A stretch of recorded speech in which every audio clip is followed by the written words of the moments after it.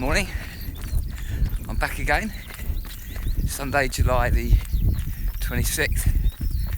I've not done any videoing for a couple of weeks. Just been trying to get some runs done where I've run continuously. 2 weeks ago I did 10 miles quite quickly, and last week I did 15 miles doing some stopping for photographs and map reading, because I'm the race director of Fairlands Valley Challenge again this year, and we've gone virtual. But I just thought I'd take the opportunity to go out and do one of the routes, which goes up to Watton Stone and then out to Datchworth, right through the back of Stevenage, then back up via Aston. Well, that's not the route it goes on. It starts at Stevenage, but I started down at Watton Stone because it's closer to where I live. Catch up in a bit. So the big news this weekend is that Garmin is down. Now, if you're not a runner or you're an outdoors person, you might not know what Garmin is. Back in the late 90s, Garmin were the first company to bring GPS to the mass market. They had little handheld devices that you could take out on the hills, mountaineering, and they'd use the satellites to identify exactly where you were located and give you a grid reference. And some of the more advanced models would give you a little screen where you could see where you've been on a little black and white plot, just a breadcrumb trail. And then as the 2000s came about and the colour screens came out, they started doing mapping and that sort of thing.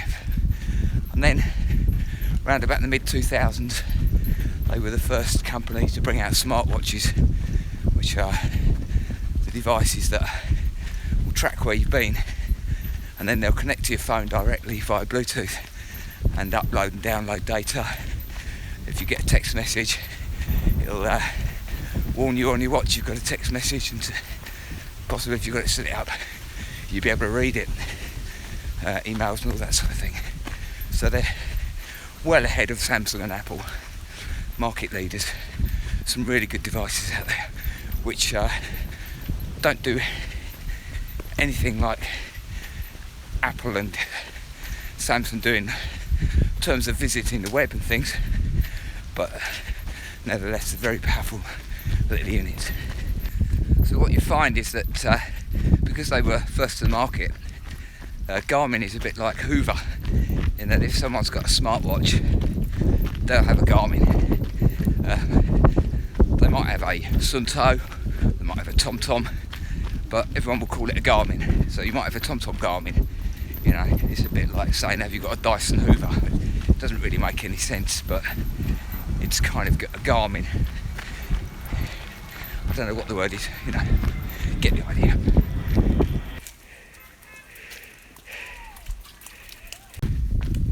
And the other word you hear bandied about with runners and cyclists and occasionally swimmers is Strava.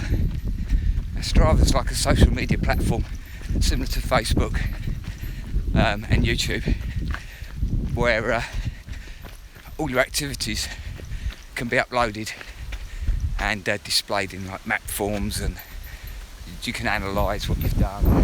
It's all very geeky and probably very uninteresting for anyone who's not really into running. But Strava don't actually connect with the device.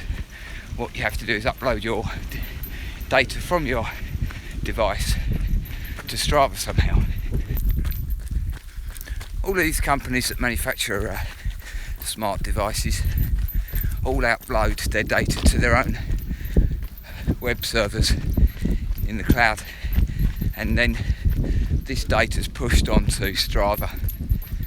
And at the moment Garmin is down, so all over the world millions of Garmin users can't use the automatic upload function for their watch to their phone up to the cloud across to Strava.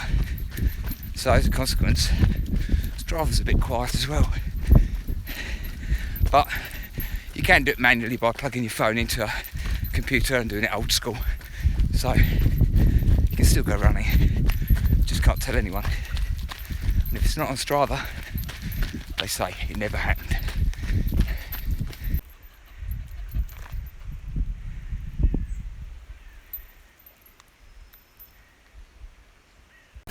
So now we can go on holiday on aeroplanes, and last night the government said if you go to Spain, when you come back you've got a 14-day quarantine. A lot of people are quite angry about that. They've lost a lot of money. Some people are already in Spain. A lot of people think there's not many outbreaks in Spain, but my gut feeling is this is a proactive move on the government, because they know that loads of young kids from England have gone to Spain to party up in the nightclubs, and they're going to be coming back and infecting the rest of us. So I think they're being quite smart there. Put them in quarantine and see what happens. Big experiment, isn't it? It's all a big experiment. Remember, we're part of the experiment. I know it scares some people, but I've been part of an experiment for years. Don't know what the results are yet. Go with the flow, eh? That's just reminded me, I've got some forms to fill in for the hospital when I get home. Oh, more consent stuff. Oh. Haystack. I think someone's fallen off the bike. Drama over. Flat tyre. Making braking interesting. Bring yourself out a puncture repair kit when you go out riding. You never know.